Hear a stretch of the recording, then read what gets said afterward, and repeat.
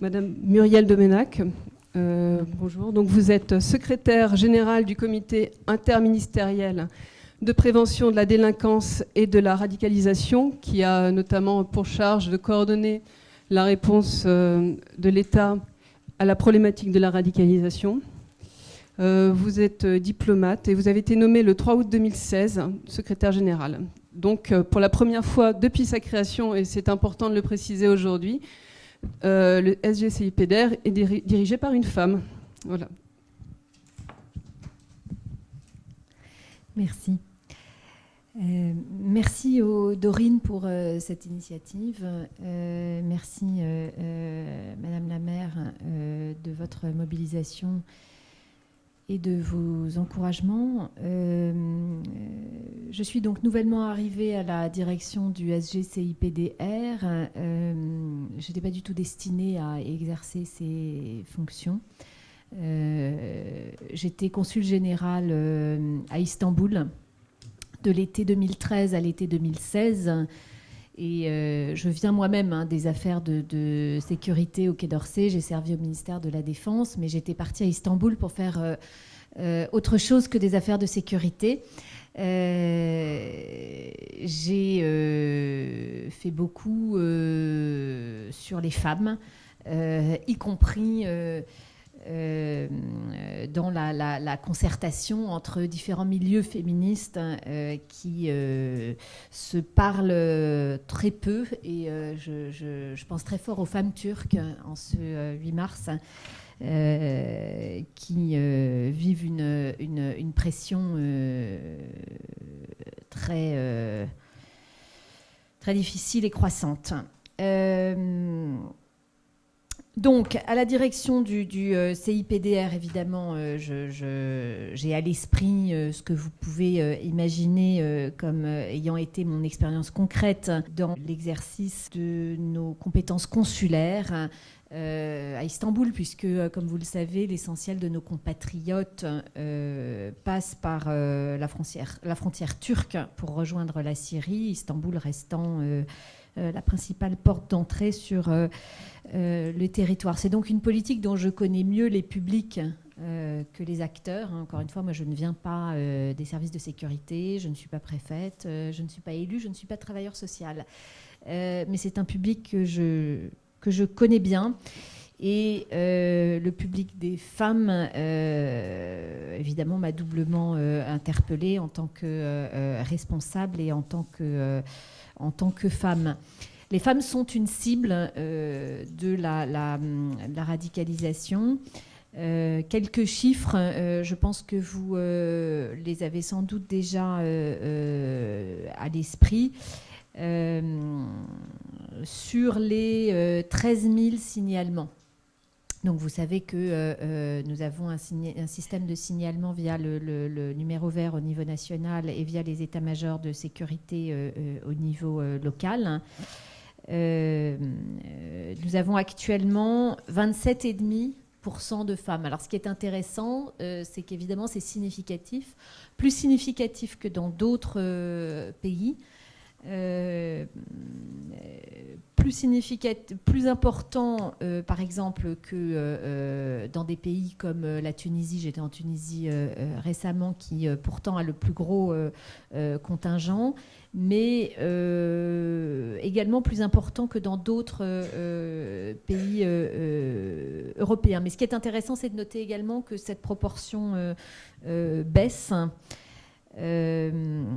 J'y reviendrai dans un instant.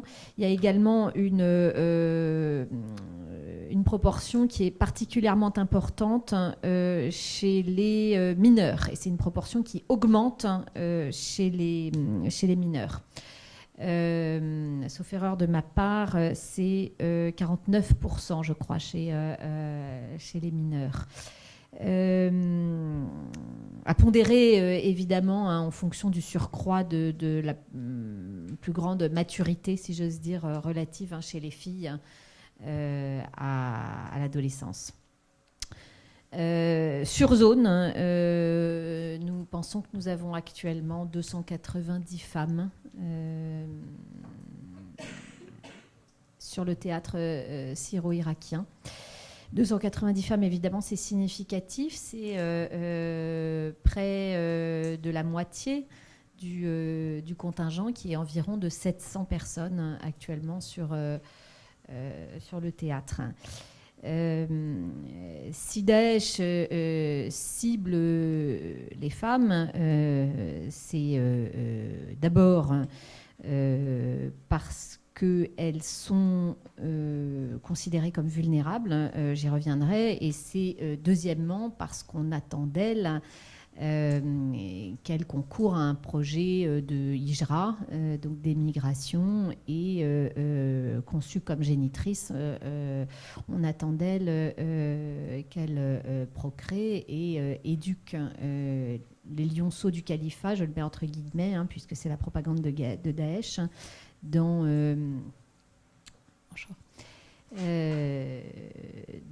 l'idéologie de Daesh. Donc les femmes sont une cible. Il nous faut comprendre pourquoi ça marche. Ici, il revient évidemment aux autorités de travailler avec le monde de la recherche. J'étais lundi à un colloque organisé par l'ENA et l'École normale supérieure, où on s'interrogeait sur les interactions entre le monde de l'administration bonjour madame, et celui de la recherche. J'insistais sur le fait que je vois et m'efforce de mettre en pratique deux interactions. D'abord comprendre et ensuite évaluer notre action. Comprendre, ça veut dire d'abord avoir une meilleure connaissance du phénomène, mieux identifier les profils types et les modalités du processus. Il y a un certain nombre d'analyses. Je vous renvoie aux réflexions de David Thompson, pour lequel faire le djihad, c'est aussi se purifier de violences sexuelles subies antérieurement, notamment pour certaines femmes, et même pour prolonger sa réflexion, pour certaines femmes converties. Donc il y a une forme de réparation. C'est une hypothèse. C'est une hypothèse qui est vraisemblable. Il nous faudra mieux travailler sur le fichier de signalement de prévention la radicalisation et du terrorisme, en y associant, selon des modalités qui préservent à la fois l'état de droit et les impératifs de sécurité, en y associant des chercheurs pour mieux comprendre comment tout ceci s'articule. Le ministère des Familles et des Droits des Femmes a également un travail en cours avec la Maison des Sciences de l'Homme, la MSH Nord et LCNRS pour réfléchir à la problématique genre dans la radicalisation. Comment, du point de vue de la réponse publique,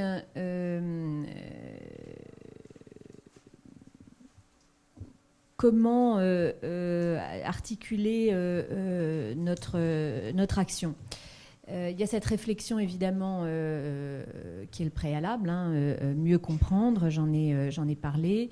Il y a également une action spécifique en matière de contre-discours. Alors, le contre-discours, c'est à la fois la responsabilité de l'État, mais c'est aussi, et j'y insiste, s'agissant des femmes, la responsabilité de la société civile, de l'ensemble de la société civile. C'est d'abord la responsabilité de l'État, a fortiori en France, où on se tourne volontiers vers l'État, et à juste titre, s'agissant de questions de sécurité. Vous avez peut-être vu la campagne Toujours le choix, hashtag Toujours le choix, qui a été diffusé par Stop Djihadisme. Donc le site Stop Djihadisme c'est le contre-discours d'État, avec un site internet, des réseaux sociaux. Et c'est particulièrement notable s'agissant d'une politique publique. La problématique genre est tout à fait prise en compte.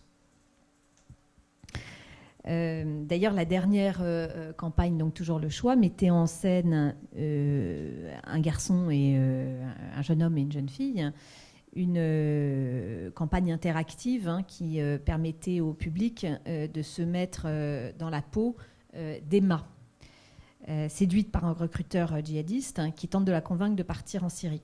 Et le public peut, à chaque étape, changer d'avis et faire le choix de ne pas poursuivre sur le chemin de la radicalisation.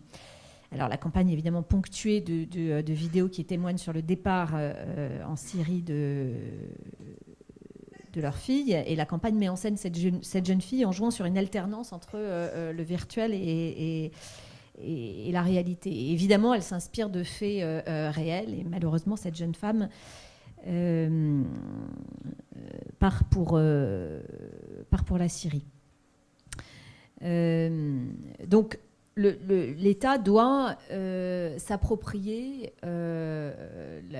dans la politique de mise en garde la problématique femme dans son contre-discours. L'État doit également utiliser les réalités que sont les souffrances des femmes sous Daesh. C'est ce qu'a fait Stop Djihadisme, par exemple, aujourd'hui, en relayant les récits très durs d'un certain nombre de femmes. Ici, je voudrais faire un point particulier, peut-être, sur, disons, le malentendu qu'on entretient parfois s'agissant des femmes radicalisées et des femmes djihadistes. Vous savez sans doute que les femmes ont jusqu'à cet été, et le procureur, le chef du parquet antiterroriste de Paris, François Molins, l'a indiqué, les femmes ont fait l'objet d'un traitement relativement plus favorable, d'un traitement judiciaire relativement plus favorable que les hommes. Sans doute, justement, parce qu'on avait à l'esprit les violences qu'elles subissaient, les violences sexuelles notamment. La réalité de la vie d'une femme sous Daesh, c'est le viol conjugal, c'est le remariage de force. Ce sont des mauvais traitements, souvent infligés par d'autres femmes d'ailleurs, souvent les chefs des maisons de femmes dans lesquelles nos jeunes compatriotes sont parquées lorsque elles sont en attente ou réfractaires, pire encore, à un remariage. Donc la réalité de ces mauvais traitements sans doute a encouragé le juge à la clémence. La réalité aussi de l'association de ces femmes à des hommes, c'est vrai, beaucoup sont partis pour rejoindre des hommes ou beaucoup sont partis avec des hommes. Et alors, l'idée prévalait un petit peu que finalement, elles étaient sous emprise et on avait du mal à penser que les femmes puissent être les actrices de leur djihad. Et en fait, paradoxalement, comme l'a décrit d'ailleurs Farhad Rosrokovar, dont vous savez qu'il est Farhad Rosrokovar est ce sociologue de l'EHESS qui est vraiment l'un des initiateurs en fait de la réflexion sur la radicalisation. Il y a une forme de féminisme, de post-féminisme du djihad, et il faut pouvoir penser que les femmes il faut pouvoir l'accepter, que les femmes soient les actrices de leur djihad, comme d'une manière générale, et c'est ici que la problématique femme rejoint aussi une problématique générale, il nous faut pouvoir penser que des victimes soient également dangereuses. Il nous faut pouvoir penser que les victimes puissent également être des bourreaux. C'est cette ambivalence chez nos jeunes compatriotes qui est précisément si douloureuse à vivre pour nous. C'est ce miroir qu'ils nous tendent sur notre société, entre le même et l'autre, qui est si difficile à vivre. Il y a une part chez ces femmes de victimes qu'on voudrait et qu'on doit prendre en charge. Mais il y a une part de dangerosité qu'il faut assumer. Et donc ceci, les autorités doivent l'accepter. Et pour protéger la société, il faut accepter de sanctionner ces femmes en pensant aussi, évidemment, à la réinsertion en tant que femmes, en tenant compte aussi de la dimension enfant pour celles d'entre elles qui reviennent avec des enfants. Et vous savez qu'il y a une réflexion sur une prise en charge spécifique mère-enfant. J'ai évoqué le contre-discours d'État et je suis passée directement à la prise en charge. Mais j'aurais dû évoquer, s'agissant du contre-discours, le travail de la société civile, hein, parce que le contre-discours et la prévention de la radicalisation, d'une manière générale, c'est l'affaire de tous, pas seulement des autorités. D'ailleurs, le contre-discours d'État porte, mais du fait de son émetteur, il est limité. Et là, je lance vraiment un appel. Je saisis l'occasion de cette assemblée, mais je saisis toutes les occasions pour le faire. Il faut se saisir, chacun là où il est, de ce contre-discours. En utilisant tous les registres. Moi, je suis persuadée que le registre de l'humour est un registre qui porte, je l'ai dit à de nombreuses reprises, une pièce comme celle d'Ismaël Saïdi, Djihad, c'est une arme de prévention massive. Donc je crois qu'il faut utiliser l'arme de l'humour, et je pense que l'humour féminin est aussi une arme à utiliser. Donc, avis aux bonnes volontés. Je crois que il faut aussi que la société civile, y compris ceux et celles qui se présentent comme musulmans et qui n'ont pas à s'excuser de l'être et de se présenter comme tels, s'approprient également ce registre. Je réunissais lundi les acteurs du culte musulman impliqués dans des initiatives concrètes de prévention de la radicalisation pour parler non pas de l'essentialisation de l'islam en mode incrimination contre défense. Est-ce que l'islam est ceci, cela, c'était pas notre sujet. Notre sujet, c'était concrètement comment les acteurs du culte musulman peuvent s'impliquer aux côtés évidemment de tout le dispositif que l'État a mis en place depuis 2 ans. Et j'étais intéressée de rencontrer la responsable par le mois d'islam, qui d'ailleurs a interpellé les responsables du culte musulman en les invitant à faire de la place pour une parole féminine, y compris sur le plan religieux.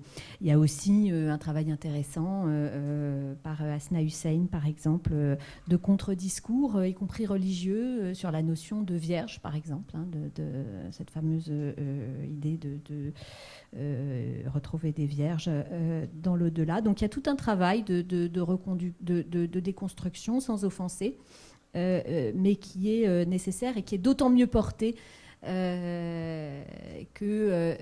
est relayé par d'autres que l'État. Encore une fois, l'État a sa responsabilité et Stop Djihadisme insiste tout particulièrement sur la prise en charge, sur le ciblage des femmes par par Daesh. Voilà.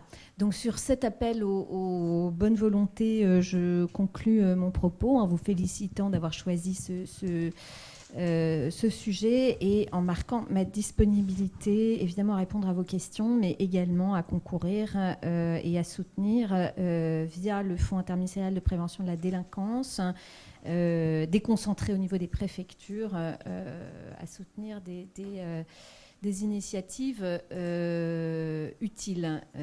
Sachez toutefois que nous sommes engagés dans une démarche d'évaluation et de contrôle des initiatives et que donc nous ne signons pas de chèque en blanc. Voilà. Est-ce qu'il y a des questions dans la salle sur l'intervention de Mme Domenach, monsieur?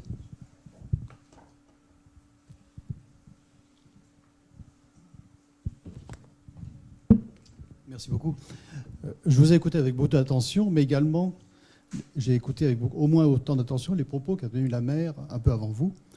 Et je suis tenté de faire un petit peu la différence entre les deux discours. J'ai envie de vous dire, très, très respectueusement, mais un peu brutalement, que votre action, ou tel que vous la définissez, ça me semble un petit peu hors sol par rapport aux réalités, justement, du terrain.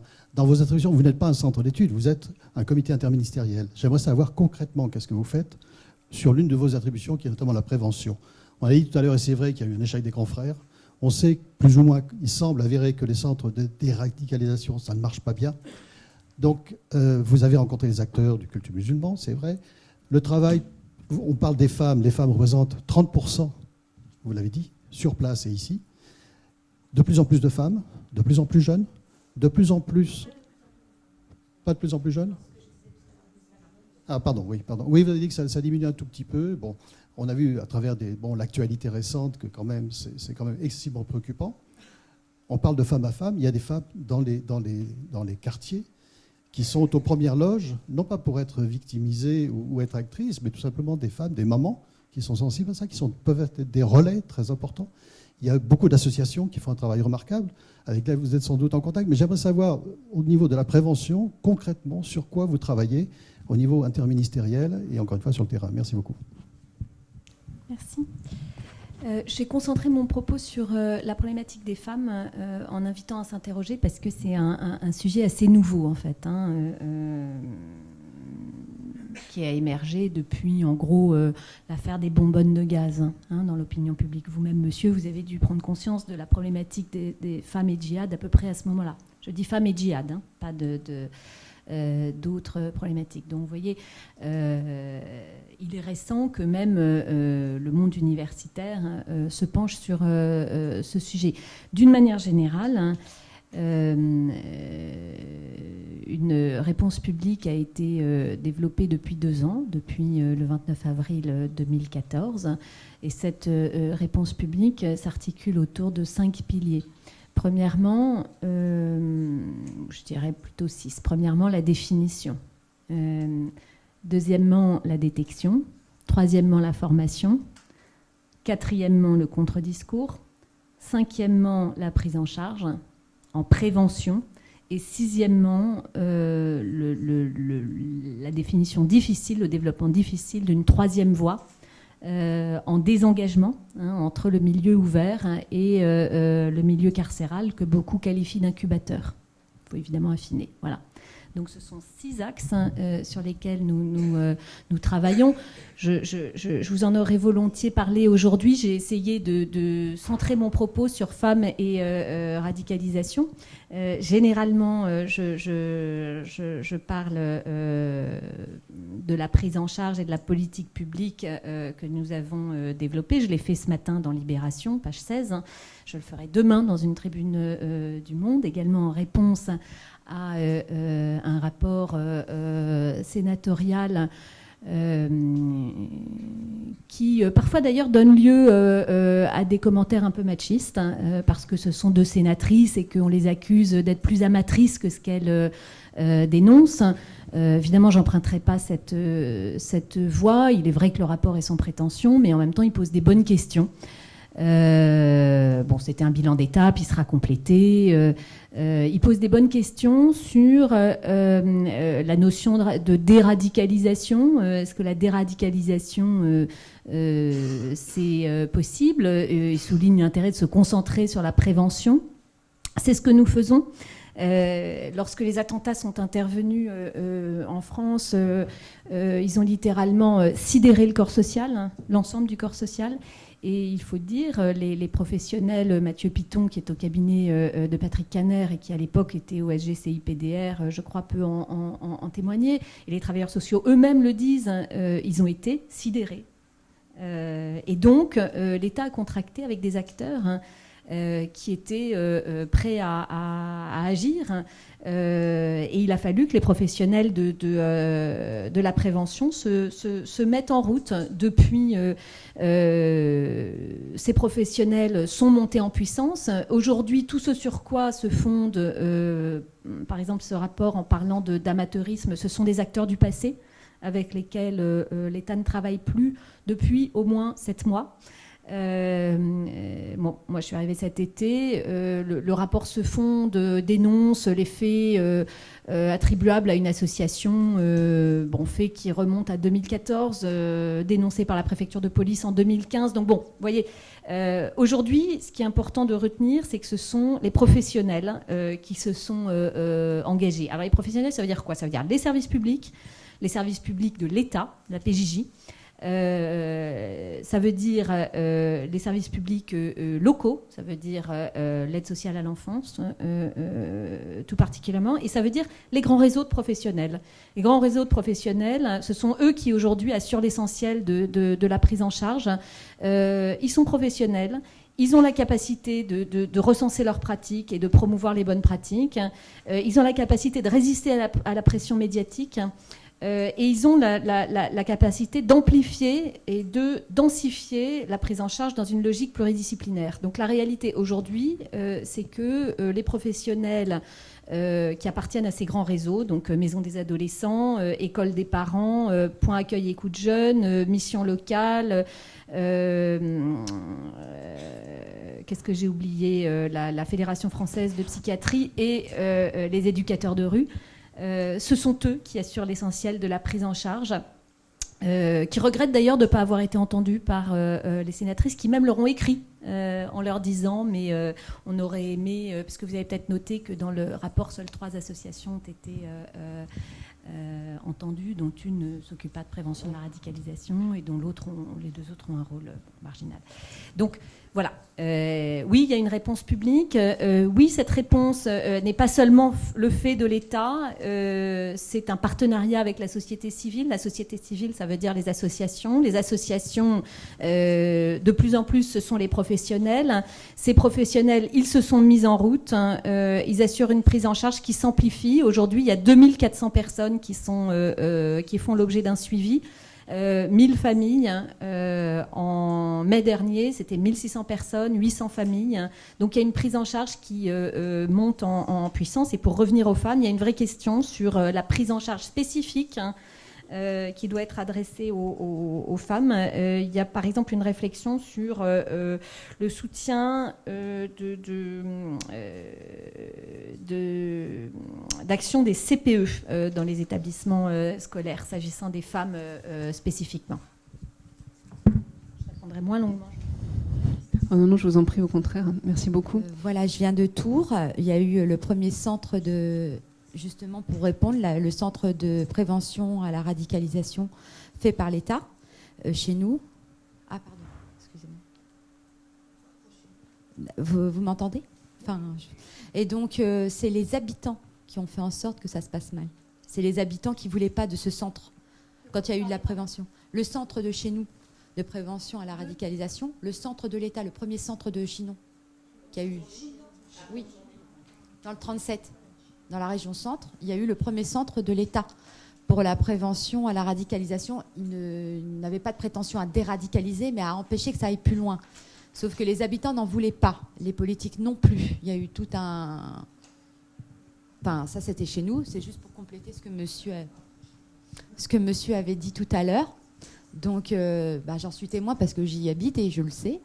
Et ensuite, au niveau des départs en djihad, il faut savoir qu'il n'y a pas que il n'y a pas qu'en Syrie que ça se passe, ça date depuis plusieurs années, et il y a d'autres endroits où le djihad et des femmes, surtout, qui sont ciblées chez moi. Alors j'ai juste une petite question à poser à Madame Domenac. C'est quelles sont les solutions quand une personne arrive à partir en étant sous curatelle de l'État, c'est-à-dire l'UDAF, mise sous tutelle par un juge des tutelles, elle est suivie par l'UDAF, reconnue handicapée à plus de 80%, et qui est manipulée et livrée à elle-même. Elle a un passeport pour partir, alors qu'elle est fichée.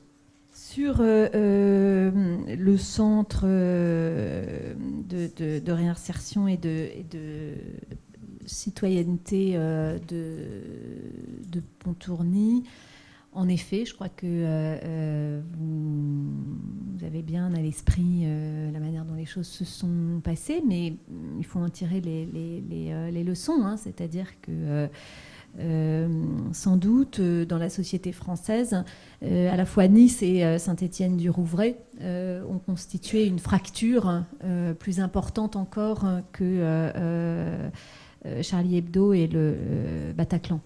Moi, j'étais à Istanbul à ce moment-là et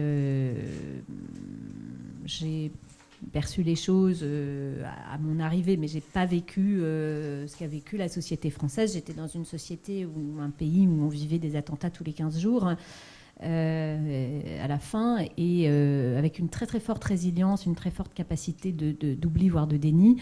Et donc le traumatisme de la société française, je l'ai vraiment perçu en arrivant en août. Alors peut-être que je le surévalue parce que je n'ai pas vu les attentats antérieurs, mais en tout cas ce qui est clair s'agissant de ce centre de Pontourny, c'est que après Nice et Saint-Étienne-du-Rouvray, la radicalisation, le terrorisme deviennent perçus comme des réalités locales, hein.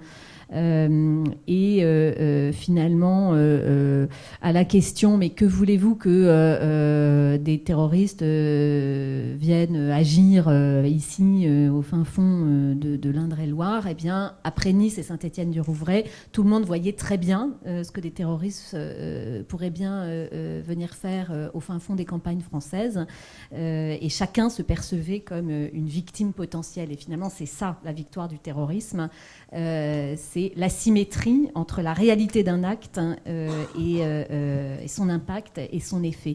Et ce qu'explique Gilles Kepel, c'est que, dont les thèses donnent lieu à un certain nombre de discussions, mais en tout cas là-dessus, c'est je crois, non contesté. Finalement, c'est l'étape 2 du plan de Daesh.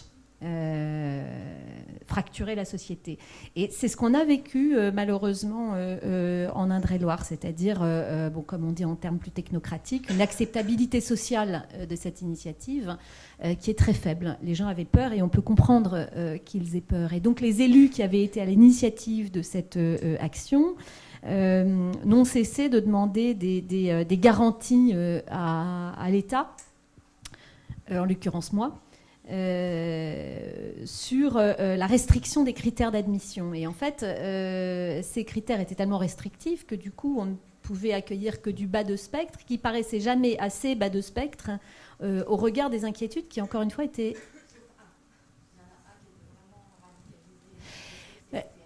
Non, enfin vraiment, vous savez, la radicalisation, c'est un processus, hein, donc bon, la réalité aussi, c'est que le travail judiciaire, d'investigation, le travail de renseignement font apparaître des choses après. Et ça, c'est la réalité aussi. Donc, vous voyez, on se prononce sur une admission sur la base de critères donnés, et puis un profil peut faire l'objet d'une meilleure compréhension, on va dire, ultérieurement. Bon. Donc il faudra qu'on conduise une évaluation, y compris en termes d'acceptabilité locale, sociale, sur ce type d'initiative. Ce qui est certain, c'est que une troisième voie entre le milieu ouvert et le milieu carcéral, je crois que ça fait consensus, hein. Il faudra développer cette troisième voie. Il faudra y réfléchir également, s'agissant des mères et des enfants. Il faudra y réfléchir. En tout cas, nous sommes engagés dans cette voie. Sur l'exemple que vous donnez, il faudrait peut-être que vous le précisiez à ma collègue Ariane Jossin qui est ici dans la salle. Je ne veux pas parler d'un cas nominatif comme ça à la tribune, mais vous pourrez le faire et on regardera bien volontiers. Merci beaucoup. Je ne sais pas s'il y a une autre question. Oui, là-bas, tout au fond, peut-être une dernière. Comment sont formés tous les acteurs dont vous avez parlé, que ce soit les éducateurs dans les centres sociaux et à l'éducation nationale? Je travaille avec des jeunes qui, pour moi, sont en voie de radicalisation, ce qui ne veut pas dire qu'ils vont aller faire le djihad, mais qui sont en train de se radicaliser. Je dis ça par des propos qui sont insidieux et que personne ne remarque et que personne ne relève. Des propos aussi tenus parfois par des enseignants et que personne ne relève. Ce matin, j'ai fait bien sûr une intervention par rapport aux droits des femmes en demandant aux jeunes de témoigner d'après les différents pays d'où ils venaient. Et beaucoup de jeunes trouvent que c'est normal de frapper une femme, elle l'a sûrement mérité. Beaucoup de jeunes et d'adultes aussi trouvent que c'est normal pour les femmes de ne pas aller dans les cafés, ce n'est pas leur place. Et très peu de gens réagissent à ça, parce que je pense que la plupart des gens sont démunis aussi. Et je n'ai pas vu arriver de formation pour les enseignants, notamment, dans les établissements scolaires. Voilà, donc, y aura-t-il des formations? Comment on peut aider aussi tous ces acteurs qui sont démunis? Merci. 1995, l'inspection générale signalait que dans les établissements scolaires de la boucle nord des Hauts-de-Seine, où c'est la même population, la même sociologie qu'en Seine-Saint-Denis, un certain nombre de professeurs, parce que ce sont les plus jeunes professeurs, les plus démunis qui travaillent, qui arrivent dans ces établissements les plus difficiles, eh bien, un certain nombre d'enseignants étaient totalement terrorisés par des pressions dans les classes qui leur interdisaient de faire le programme de sciences vies de la Terre en entier, le programme de lettres, etc. etc. Donc il y avait des sujets qui leur étaient interdits d'enseigner en classe, et l'inspection générale le signalait, et nous ne pouvions rien faire.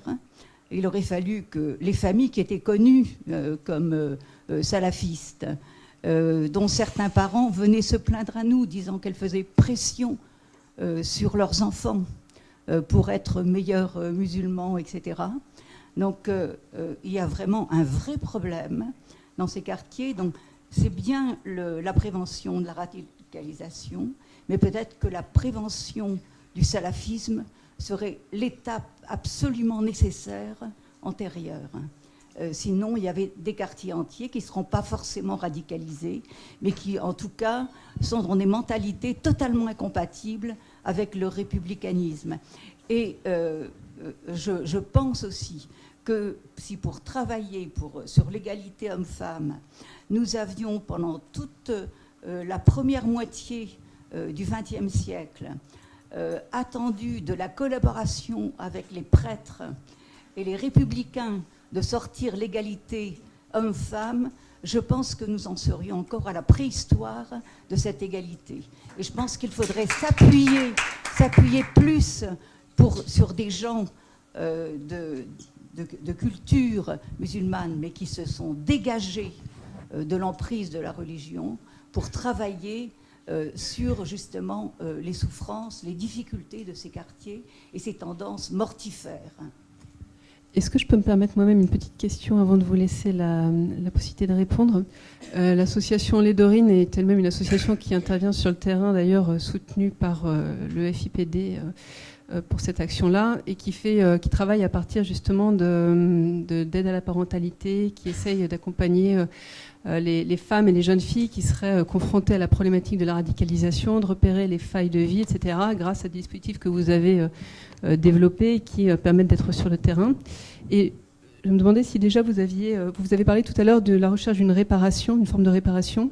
Je me demandais si vous aviez des retours déjà sur le statut. Est-ce que vous envisagez beaucoup les femmes comme victimes quand elles basculent ou quand elles choisissent de s'invisibiliser ou elles sont poussées à le faire? Est-ce que vous avez aussi des informations sur, par exemple, le vécu de violences intrafamiliales ou ce genre de choses par rapport au passage à l'acte? Voilà. Une précision, je suis délégué du préfet du Val d'Oise, Pascal Robin, et je travaille notamment sur la prévention de la radicalisation.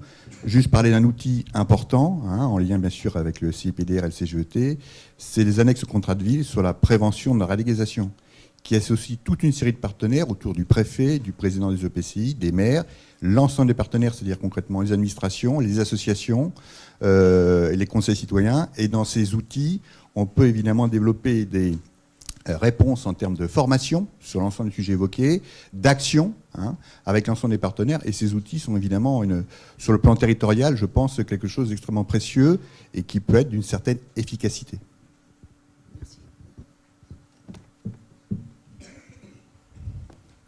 Tout à fait. Sur les contrats de ville, vous avez raison. 3 millions d'euros sont déconcentrés aux préfectures. Et c'est un levier essentiel pour vous, localement, pour mobiliser les acteurs locaux. Et donc, très utile que les élus locaux s'emparent de ce dispositif pour des projets en coopération avec l'État. Mathieu, vous voulez dire un mot sur ce dispositif ? C'est une mesure, en effet, du plan d'action contre la radicalisation et le terrorisme qui a été adopté par le gouvernement le 9 mai 2016. Mesure qui visait à favoriser l'ancrage local de la réponse publique. La réponse publique, comme l'a dit Madame Domenac, est d'abord étatique, même dans le champ de la prévention, avec 2 outils principaux, la plateforme téléphonique et les cellules de suivi des préfets. Mais force est de constater qu'il y avait aussi des limites, et il y en a encore, à ce dispositif.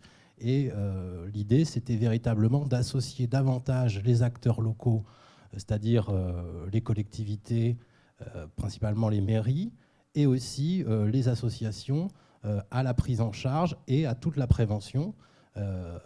Et donc ça supposait de développer les actions de sensibilisation, de formation à la fois, et je rejoins ce qui a été dit, à la prévention de la radicalisation, et le SGCIPDR a fait dispenser beaucoup de formations, et aussi aux valeurs de la République et à la laïcité, un plan de formation qui a été développé notamment par le Commissariat général à l'égalité des territoires, et à identifier un réseau de référents professionnels, et comme l'a dit Madame Domenac, fiables, qui peuvent repérer des situations avec discernement et qui peuvent être en appui des décisions qui sont prises par le préfet dans le cadre de la prise en charge des jeunes et des familles. Donc voilà l'objectif de ces annexes au contrat de ville. Alors il ne s'agit pas de dire que la radicalisation ne se situe que dans les quartiers de la politique de la ville. D'ailleurs, il y a une mesure de ce plan qui dit que ces plans ont vocation à être développés aussi dans le cadre des conseils locaux de sécurité et de prévention de la délinquance, c'est-à-dire toutes les communes de plus de 10 000 habitants en France, c'est-à-dire 960 communes, mais que cet outil du contrat de ville pouvait être très utile pour mobiliser le partenariat, et notamment aussi tous les signataires, c'est-à-dire les bailleurs sociaux, mais aussi la CAF et les collectivités locales. On a formé via le CIPDR 20 000 personnes, agents publics, agents des collectivités locales, travailleurs sociaux. Il y a également des e-formations qui se développent, avec également le Chémi. Et puis, par ailleurs, parmi les crédits qui sont déconcentrés aux préfectures, également dans le contexte des contrats de ville, d'ailleurs, comme l'indiquait Mathieu Piton, on invite les préfectures à conduire des actions de formation localement. Et l'éducation nationale elle-même a conduit un très grand nombre de formations sur les territoires. Au SGCIPDR, on a recruté une chef d'établissement qui était proviseur à Clichy-sous-Bois, du lycée Alfred Nobel. C'est une combattante, c'est d'ailleurs une féministe. Vous pouvez la contacter, chère madame, via Ariane Jossin, qui est ici, donc ma collègue, et Catherine Mancio, donc cette collègue du SGCI-PDR, vous aidera si vous identifiez un besoin spécifique de formation. Je voudrais préciser le champ de notre action. Nous travaillons sur la prévention de la radicalisation. Nous ne travaillons pas seuls, évidemment. Donc, nous travaillons avec ceux qui concourent à la prévention dite primaire,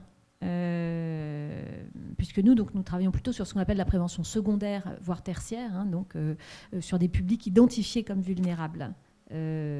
Pas sur la prévention grand public. Donc, si vous voulez, la laïcité, nous travaillons avec le CGET et avec d'autres, évidemment, intervenants. La lutte contre les discriminations, nous travaillons avec le DILCRA. Et il y a évidemment une part d'activité connexe, également s'agissant des contrats de ville. Mais s'il y a une continuité, c'est pas non plus le cœur de notre action. Et on n'a pas non plus intérêt à ce que ce soit le cœur de notre action. D'abord parce que les relations sont complexes, on ne peut pas nécessairement établir de continuité, y compris entre le salafisme et la radicalisation. Il y a un terreau.